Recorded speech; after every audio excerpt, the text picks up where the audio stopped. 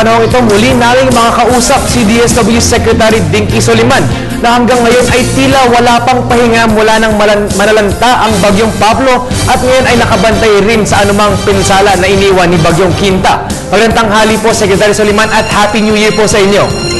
Magandang hapon naman sa iyo, Sandro, at magandang manigong bagong taon din sa inyo lahat. Apo. Kamusta na po ang inyong mga rehabilitation efforts para sa mga nasalanta ng Bagyong Pablo, katulad ng mga pabahay na sa mga nawalang tirahan sa affected areas? At tuloy-tuloy ang ating pakikipag-ugnayan sa ating lokal na pamahalaan at aming fina-fast track ang pagtayo ng bunkhouses.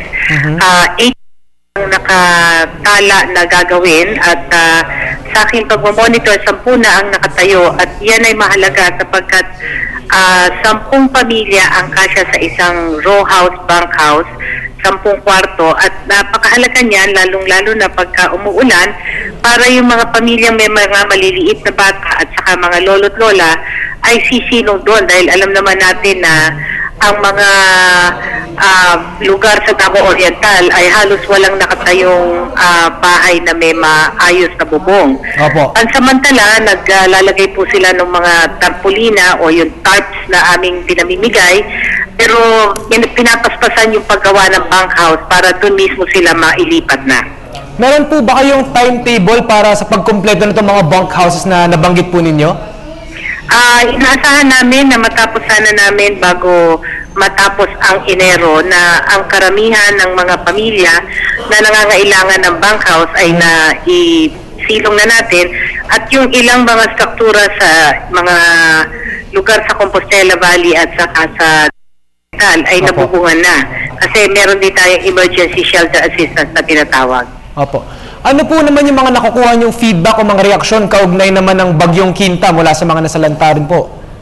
Dito sa ating Bagyong Quinta, ang evacuation centers po na naitayo sa Region 6 ay 16 and sa ngayon ay unti-unti nang umuwi o bumabalik ang mga mamamayan sa kanilang bahay. Opo. At sila ay pumapanatag na ang kanilang kalooban kasi paalis naman na ang ating ito si Quinta.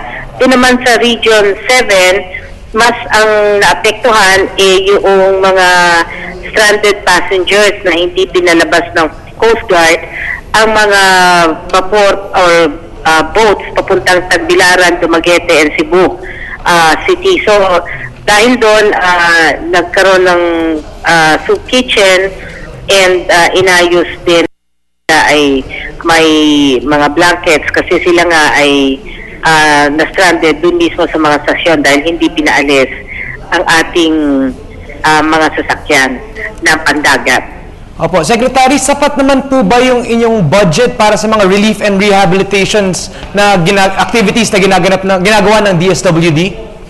Oo naman, Sandro, kasi nadagdagan tayo ng 200 million mula sa Calamity Fund para sa dulo ng taon and pagpasok naman next week ng January 1, meron na tayong bagong pondo na galing sa 2013 budget. So, hindi naman po tayo kinukulang ng pera sa ngayon. Okay. Maraming salamat po, Secretary Dinky Soliman. Maraming salamat din, Sandro. Magandang araw.